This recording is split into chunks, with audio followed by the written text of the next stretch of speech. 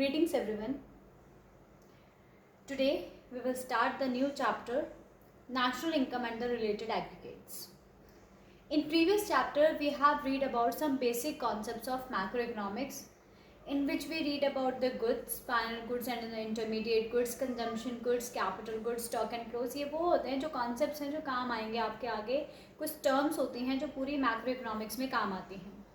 आज हम बात करेंगे नेशनल इनकम की, the very important part of the chapter या the very important part of the book, यानी कि सबसे इम्पॉर्टेंट चैप्टर है इस बुक का, नेशनल इनकम.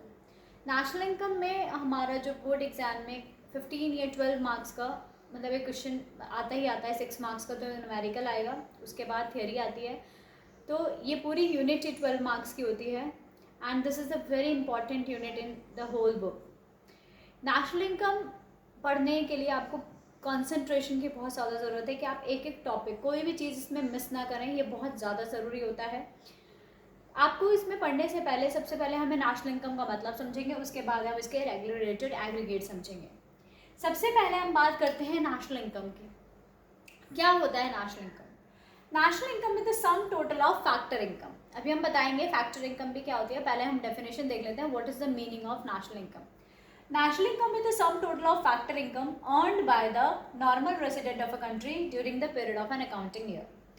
तो एक तरह से जो टोटल इनकम हम अर्न करते हैं, अभी हम नॉर्मल रेजिडेंट का भी मतलब बताएंगे क्या होता है. वैसे नेशनल इनकम की जो डेफिनेशन होती है वो क्या होती है? It is the sum total of factor income earned bye the normal resident of a country during an accounting year. It is the national income. Now this definition of national income conveys two important points. दो points निकल के आते हैं. सबसे पहला तो कि national income includes only factor income. क्या इंक्लूड करती है? ये सिर्फ factor income इंक्लूड करती है. First point. Second point is that कि national income includes income of only the normal resident of a country. सिर्फ और सिर्फ किसकी इनकम इंक्लूड करती है? Normal resident of a country. तो ये दो पॉइंट्स है जिसे हम पहले डिस्कस करेंगे, उसके बाद हम नेशनल इनकम का मतलब पूरी तरह से समझ में हमें आएगा. सबसे पहले तो हम बात करते हैं फैक्टर इनकम की, यानी कि what is the meaning of factor income. Factor income क्या होती है? ठीक है, सबसे पहले हम बात किसकी करेंगे? फैक्टर इनकम की. अब what is the factor income? आपको याद होगा हमने जब प्रीवियस चैप्टर में पढ़ा था सर्कुलर फ्लो ऑफ इनकम या फिर 2 सेक्टर मॉडल, जिसमें there are 4 sectors: household sector, producer sector, government sector and the rest of the world sector. Household sector कौन होता था? They are the owners of factors of production. और producer sector कौन होता था? They hire और purchase the factors of production from the household sector. ठीक है. अब जो हाउस होल्ड सेक्टर को कुछ मिलेगा इन terms of land, labour, capital, entrepreneurship, वो होगा हमारा फैक्टर इनकम. अगर हम फैक्टर इनकम को एक कॉमन लैंग्वेज में कहें तो फैक्टर इनकम होती है हमारी 2 साइडेड इनकम, यानी कि 2 साइडेड पेमेंट. जैसे कि हाउस होल्ड सेक्टर ने लैंड दी, उसके बदले में प्रोड्यूसर सेक्टर ने उसको रेंट दिया. हाउस होल्ड सेक्टर ने लेबर दी, उसके बदले में उसे वेजेस मिली. हाउस होल्ड सेक्टर ने कैपिटल दिया, उसके बदले में प्रोड्यूसर सेक्टर ने उसको इंटरेस्ट दिया. हाउस होल्ड सेक्टर ने एंटरप्रेन्योर दिए, उसके बदले में प्रोड्यूसर सेक्टर ने उसको प्रॉफिट दिया. तो ये सब चीज़ें क्या है? ये इन रिटर्न मिल रहा है ना. तो फैक्टर इनकम क्या होगी? Factor income are those payment which is made by the producing sector या प्रोड्यूसर सेक्टर टू द, किसको मिल रही है? Yes, household sector, to the household sector. That means in terms of factors of production. For example land अगर वो देता है तो क्या मिलता है? Rent. Labour, wages. Capital, interest. Entrepreneurship, क्या मिलता है एंटरप्रेन्योरशिप को? प्रॉफिट. समझ में आई बात? तो हमारे जो फैक्टर इनकम क्या हो गए? वो rent, wages, interest and profit. Rent, wages, interest और प्रॉफिट. तो ये जो 4 होते हैं, ये 4 हमारे क्या होते हैं? फैक्टर इनकम होते हैं. यानी कि फैक्टर इनकम इन रिटर्न कुछ मिलना चाहिए. 2 साइडेड जिसे हम कहते हैं, वो हमारे फैक्टर इनकम होते हैं. When we calculate the national income, in the estimation of national income, only and only factor incomes are included. ठीक है, फैक्टर इनकम भी इंक्लूडेड होते हैं. अब कौन सी इंक्लूडेड नहीं होते इनकम? कौन सी इंक्लूड नहीं होगी? Transfer income. कौन सी इंक्लूड नहीं होगी? Transfer income. अब ये क्या होती है? जो ट्रांसफर इनकम होती है वो होती है आपकी 1 साइडेड पेमेंट। क्या होती है आपके ये वन साइडेड पेमेंट। अब ये वन साइडेड क्या होती है? That means factor income are different from transfer income. तो ट्रांसफर इनकम क्या होती है? Transfer income are those income which are received by a person as a help के तौर पे, डोनेशन के तौर पे, चैरिटी के तौर पे, तो वो आपकी फैक्टर इनकम होती है। तो अगर हम फैक्टर इनकम की डेफिनेशन लिखेंगे तो क्या लिखेंगे? Factor income are those income which is earn by a person as a help, as a charity, as a donation etcetera. Government scholarship दे देती है, आपको भी स्कॉलरशिप मिलती है, तो इन रिटर्न आप तो कुछ नहीं देते, आपको स्कॉलरशिप मिल जाती है, आप रख लेते हैं, तो वो क्या होगी? वो ट्रांसफर इनकम होगी, नॉट द फैक्टर इनकम। ये वन साइडेड होती है, एक ही साइडेड से मिलती है। जबकि जो फैक्टर इनकम होती है वो रिसीव कब होती है? When we are using the factors of production, उसके बदले में हम फैक्टर इनकम देते हैं, यानी कि rent, wages, interest and profit. जो फैक्टर इनकम होती है उसको हम क्या कहते हैं? Earned income. कौन सी इनकम कहते हैं? Earned income. और जो ट्रांसफर इनकम होती है उसको क्या बोलते हैं? Unearned income. क्या बोलते हैं बाबू? Unearned income. समझ में आ रहा है? अनअर्नड दैट मीन्स अर्न नहीं की गई है, कमाई नहीं गई है, ऐसी मिली है। तो जबकि फैक्टर इनकम क्या है? कमाई गई है, इसे हम कमा रहे हैं। कमा कैसे रहे हैं? हम लैंड देके, लेबर देके, यानी कि कुछ देके हम उसे अर्न कर रहे हैं, तो वो अर्न इनकम होती है। जो फैक्टर इनकम होती है वो अर्न इनकम होती है, और जो ट्रांसफर इनकम होती है वो अनअर्नड होती है। तो कौन सी इनकम इंक्लूड होती है? Yes, factor income. Only when we calculate the national income, only and only factor income is included in the estimation of national income. First point clear हो गया? तो इसका जो हमने डेफिनेशन लिखी थी कि it is the sum total of factor income earned by the, अब हम नॉर्मल रेसिडेंट की बात करेंगे, पर फैक्टर इनकम पता चल गया, यानी कि सिर्फ और सिर्फ फैक्टर इनकम इंक्लूड होता है, ट्रांसफर इनकम इसके अंदर इंक्लूड नहीं होता है, क्योंकि ट्रांसफर इनकम जो होती है वन साइडेड पेमेंट होती है। Transfer income are not included because these are not earned as reward for the rendering the factor services, यानी कि कोई फैक्टर सर्विसेज नहीं दी है हमने, कोई सर्विसेज नहीं प्रोवाइड करी है। अब जैसे सैलरी मिलती है तो हम सर्विस प्रोवाइड करते हैं, उसके बदले में हमें सैलरी मिलती है ना, तो वो हमारी क्या होगी? वो हमारी फैक्टर इनकम होगी। क्लियर हो रही है बात? वो हमारी क्या होगी? That will be your factor income. उसे हम क्या बोलेंगे? फैक्टर इनकम बोलेंगे। समझ में आ गया? तो अगर हम बात करेंगे फैक्टर इनकम और ट्रांसफर इनकम की, तो जो फैक्टर इनकम होती है that will included in the national income, but the transfer income is not included in the national income because this is one sided payment, this is not a reward for rendering the factor services, यानी कि एक reward नहीं है for rendering over the factor services. That's why वो जो factor income है वो include नहीं की जाती। किस में नहीं की जाती? किस में नहीं की जाती? Yes, in the estimation of national income. समझ में आया? यस। अब इसे फटाफट नोट डाउन करिए जल्दी से, फिर मैं दूसरा नॉर्मल रेसिडेंट वाला बताती हूँ।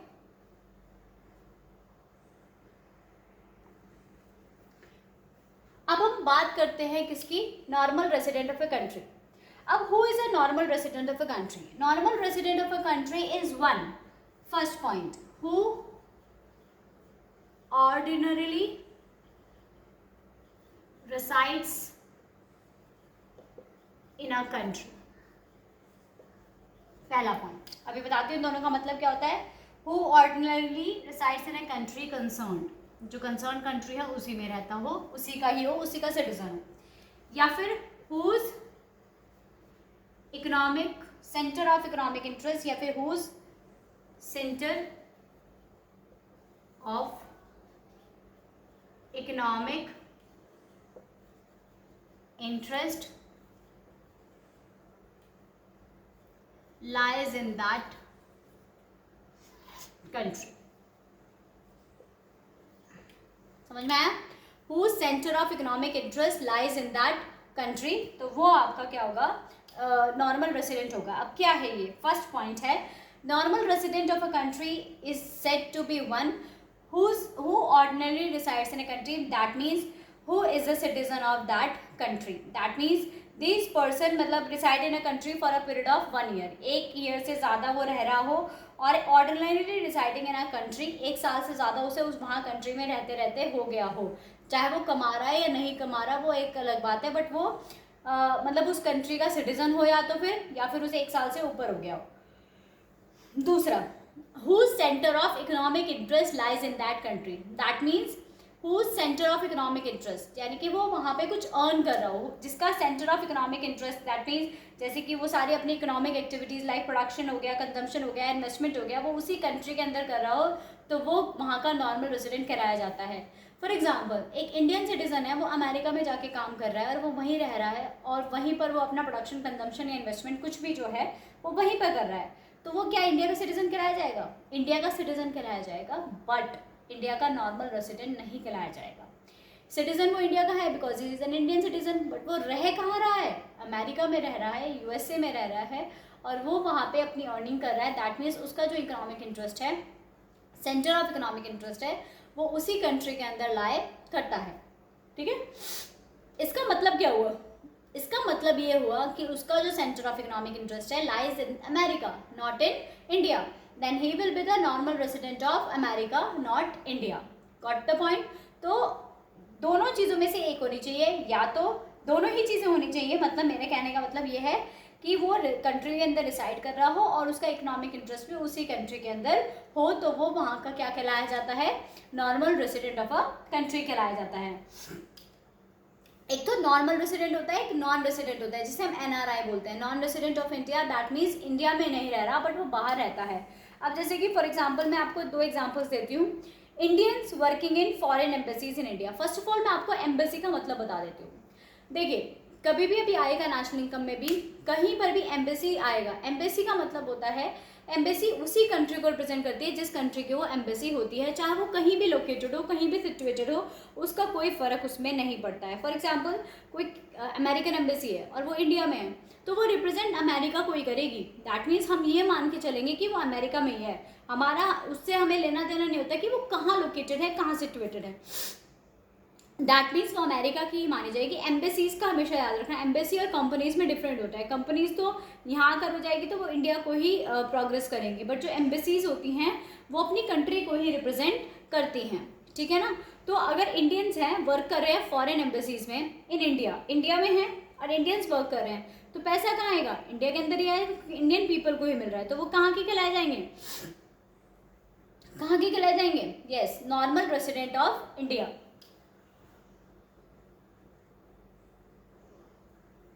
क्लियर हो गई बात? वो कहाँ के कहलाए जाएंगे? Normal resident of India. Clear है? अब हम दूसरा बात करते हैं नॉन रेसिडेंट की। नॉन रेसिडेंट कौन होंगे? Foreigners working in Indian embassy in Canada. देखिए, फॉरेनर्स काम कर रहे हैं इंडियन एम्बेसी में। इंडियन एम्बेसी देखो इंडिया को रिप्रेजेंट करेगी, तो इंडिया का पैसा कहाँ जाएगा? फॉरेनर्स के पास चला जाएगा, तो वो इंडिया के क्या कहलाए जाएंगे? नॉन रेसिडेंट, क्योंकि इंडिया में वो नहीं रह रहे हैं, ना ही वो इंडिया में कमा रहे हैं, वो अपना पैसा लेके फॉरेन में चले जाएंगे, तो फॉरेनर्स काम कर रहे हैं। तो समझ में आ गया ना? तो जो नॉर्मल रेसिडेंट होंगे वो आपके वो होंगे who ordinarily resides in a country and whose economic interest lies in that country. यहाँ तक समझ में आ गई? अच्छी तरह से समझ में आ गई? तो दोनों पॉइंट समझ में आए। तो नेशनल इनकम क्या होता है? National income is the sum total of factor income. Factor income मैंने बता दिया, अर्नड बाय द, सिर्फ उनकी इनकम लेते हैं जो कौन अर्न करता है? Normal resident of a country during an accounting year. ठीक है? तो जो हमने दो पॉइंट्स थे, एक तो हमारा पॉइंट था फैक्टर इनकम का और एक हमारा पॉइंट था नॉर्मल रेसिडेंट का, वो हमने दोनों क्लियर कर दिए। अब जब हम नेशनल इनकम की बात करेंगे, तो जब हम नेशनल इनकम की बात करते हैं तो हमारे दो पॉइंट्स और होते हैं। जो मैं करा रही हूं उसको साथ साथ लिखते जाया करो।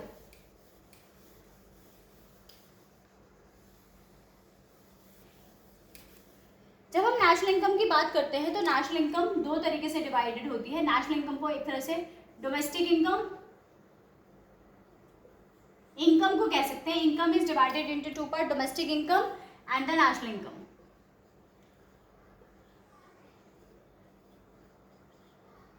डोमेस्टिक इनकम और national income.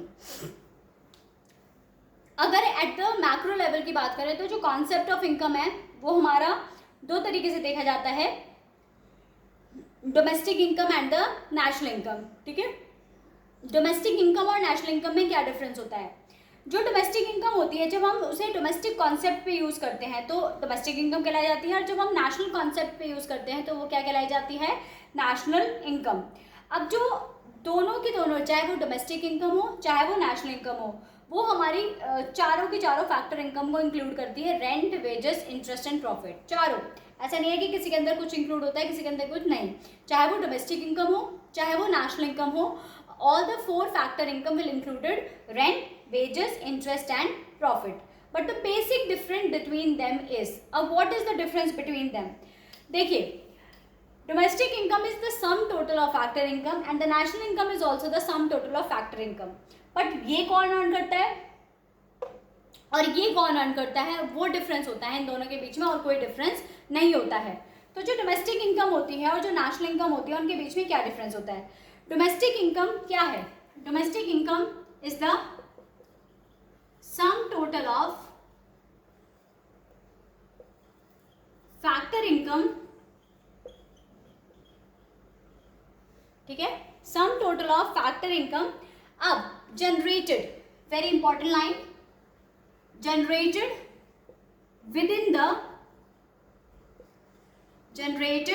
within the domestic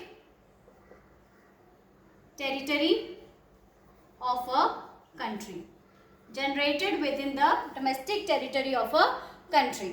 अब what is this, जो no matter कि वो चाहे वो नॉर्मल रेसिडेंट हो चाहे वो नॉन रेसिडेंट हो, very important time, no matter, एक पॉइंट है इसका, क्या नहीं है, हमें कोई मैटर नहीं करता हु जनरेट्स इट, कहाँ से जनरेट हो रही है, कोई लेना देना नहीं हमें यहाँ पर, वेदर हु जनरेट्स इट, चाहे वो नॉर्मल रेसिडेंट हो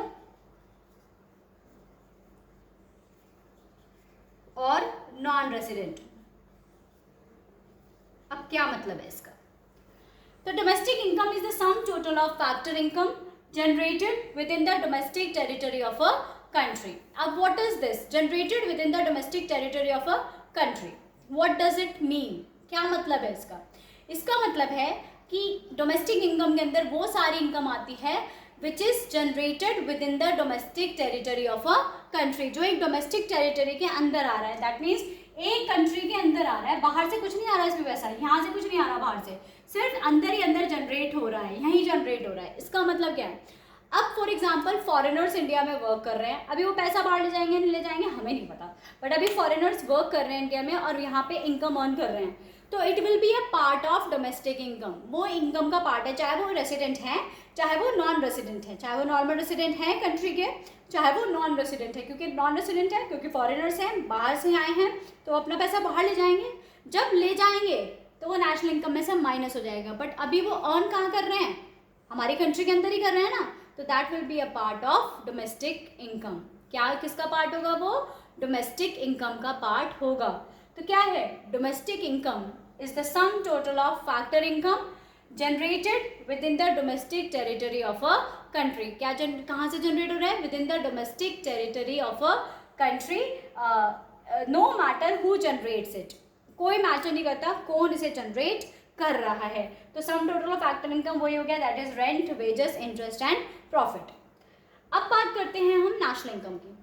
नेशनल इनकम सेम डेफिनेशन आएगी यहाँ तक, it is the sum total of factor income. अब यहाँ जनरेटेड नहीं होगा, यहाँ अर्नड होगा.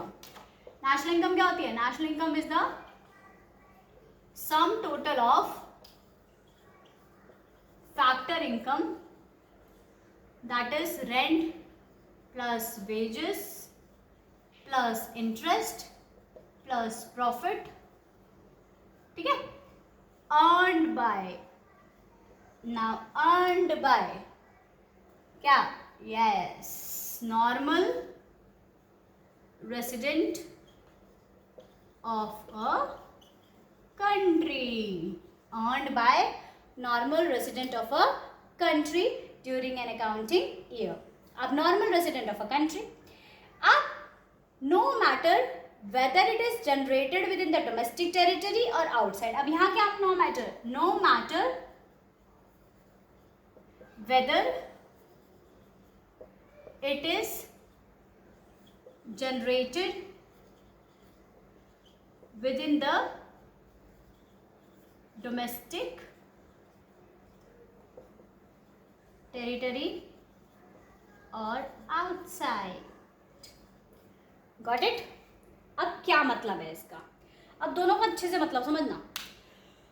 जो नेशनल इनकम है, it is the sum total of factor income earned bye the normal resident of a country.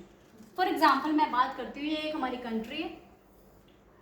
अब इसमें कोई यहाँ पर बाहर इंडियन काम कर रहा है, इंडियन है। अब वो इंडियन काम करके पैसा कहाँ लाएगा? ये इंडिया है, कहाँ लाएगा?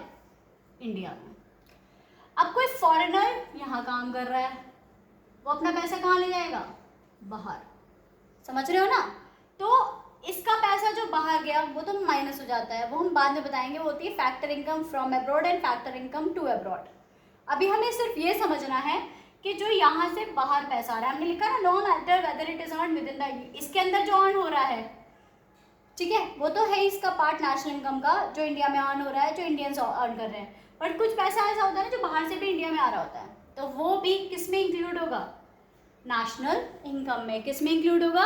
नेशनल इनकम में इंक्लूड होगा। जबकि डोमेस्टिक इनकम में सिर्फ और सिर्फ किसका इंक्लूड होगा? जो कंट्री के अंदर हो रहा है, जो बाहर से आ रहा है नहीं, जो अंदर से बाहर जा रहा है नहीं, नो। सिर्फ जो अंदर अर्न हो रहा है, चाहे वो बाहर चला जाए बाद में, वो बात की बात है। बट जो अभी है, जो अंदर अर्न हो गया पूरा अंदर, सिर्फ with in the domestic territory of a country, चाहे वो रेसिडेंट हो चाहे वो नॉन रेसिडेंट हो, जो अर्न कर रहा है वो डोमेस्टिक इनकम का पार्ट होगा। बट नेशनल इनकम का पार्ट क्या होगा?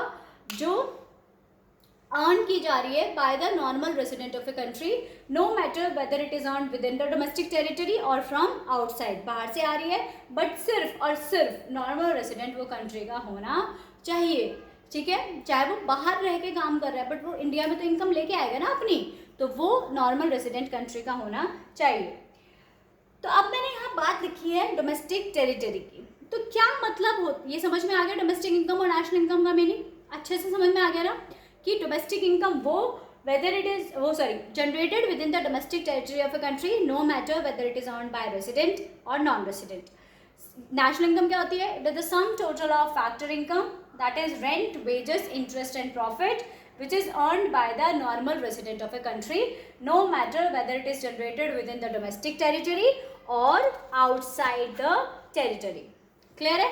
अच्छे से समझ में आया? Now, अब मैं लास्ट टॉपिक पढ़ा रही हूँ अभी इस क्लास का, डोमेस्टिक टेरिटरी। अभी मैंने आपको बात करी डोमेस्टिक टेरिटरी। डोमेस्टिक टेरिटरी को हम दूसरी लैंग्वेज में इकोनॉमिक टेरिटरी भी बोलते हैं। नाउ, इकोनॉमिक टेरिटरी और डोमेस्टिक टेरिटरी का मतलब क्या होता है? डोमेस्टिक टेरिटरी होती है which is geographical boundaries of a country, that means which is earned within the geographical boundaries of a country, that is a domestic territory. Domestic territory का मतलब होता है कि जो उसी कंट्री के अंदर अर्न की जा रही है, विद जो सिर्फ कंट्री की गवर्नमेंट जहाँ रूल करती है, जहाँ तक उसका रूल है उसके अंदर अर्न करी जा रही है, तो वो हमारा किसका पार्ट होता है? डोमेस्टिक टेरिटरी का पार्ट होता है। यानी कि political frontiers of a nation, political boundaries of a nation. Political का मतलब है गवर्नमेंट आ गया ना, तो जो गवर्नमेंट के रूल के अंडर आता है, गवर्नमेंट का कंट्रोल जहाँ तक है, वो हमारी पॉलिटिकल फ्रंटियर्स होते हैं, पॉलिटिकल बाउंड्रीज होते हैं। वहाँ तक जो हम इनकम अर्न करते हैं वो हमारी डोमेस्टिक टेरिटरी कहलाई जाती है। समझ में आ गया? तो geographical boundaries of a country is known as domestic territory of a country. Got it? Just write it down fast.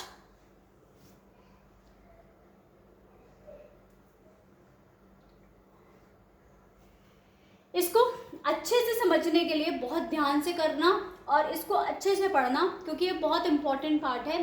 कोई भी लेक्चर इसका मिस मत करना, क्योंकि अगर कोई भी आपने लेक्चर मिस कर दिया तो दैट मीन्स ये चैप्टर गया, ये चैप्टर आपको बिल्कुल भी समझ में नहीं आएगा।